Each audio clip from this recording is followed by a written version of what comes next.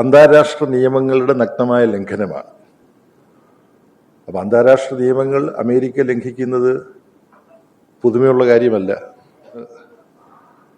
ഭീകരവാദത്തെ നേരിടാൻ എന്നുള്ള വ്യാജേന അമേരിക്ക 10,000-ലധികം സേനാംഗങ്ങളെ വിന്യസിച്ചുകൊണ്ട് ഏത് നിമിഷവും വെനസ്വേലയ്ക്ക് നേരെ ആക്രമണം നടത്താം എന്ന അന്തരീക്ഷം നിലനിർത്തുകയായിരുന്നു. ഇപ്പോൾ ഏതാണ്ട് 5:30-6 മണി സമയം ആണ്. വെളുപ്പാങ്കാലം 5:30-6 മണി സമയമാണ് പശ്ചിമാർദ്ധഗോളത്തിൽ, വെനസ്വേല ഉൾപ്പെടെയുള്ള പ്രദേശങ്ങളിൽ.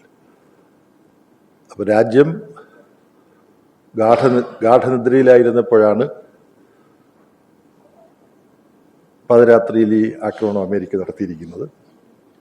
പ്രത്യേകിച്ച് വിശദീകരിക്കാതെ ഇത് അന്താരാഷ്ട്ര നിയമങ്ങളുടെ നഗ്നമായ ലംഘനമാണ്. അപ്പം അന്താരാഷ്ട്ര നിയമങ്ങൾ അമേരിക്ക ലംഘിക്കുന്നത് പുതുമയുള്ള കാര്യമല്ല. അതിൻ്റെ ചരിത്രത്തിലേക്ക് പോകാൻ ഇതുപോലൊരു സന്ദർഭം ഉപയോഗപ്പെടുത്തിക്കൂടാ. ബംഗ്ലാദേശ് വിമോചനത്തിൻ്റെ നാളുകളിൽ ഇന്ത്യ ബംഗ്ലാദേശ് വിമോചനത്തെ അനുകൂലിക്കുന്നു, സഹായിക്കുന്നു എന്നതിൻ്റെ പേരിൽ ആണവായുധങ്ങൾ ഉൾക്കൊള്ളുന്ന 7ാം കപ്പൽപ്പട ഇന്ത്യയെ വളയാനും ഇന്ത്യയെ ആക്രമിക്കാനും വേണ്ടി അയച്ചവരാണ് അമേരിക്കൻ സാമ്രാജ്യത്വം. അപ്പോൾ അവർക്കെപ്പോഴും അമേരിക്കയുടെ ആധിപത്യത്തിന് കീഴ്വണങ്ങുന്ന ഒരു ലോകം, അതാണ് അവരുടെ ലക്ഷ്യം.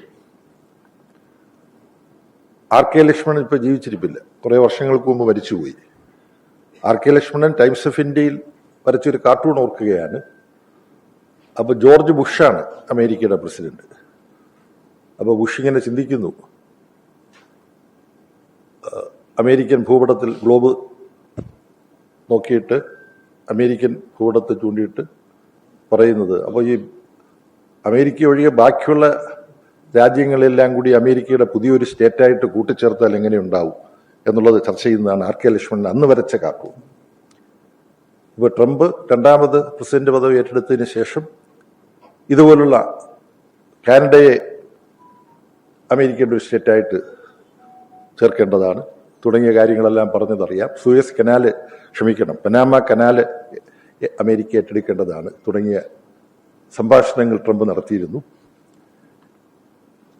ഇപ്പോൾ വെനസ്വേലയ്ക്കെതിരായിട്ടുള്ള ആക്രമണത്തിൻ്റെ കാരണങ്ങളെക്കുറിച്ച് കൂടുതൽ ഈ സന്ദർഭത്തിൽ പറയേണ്ടതില്ല.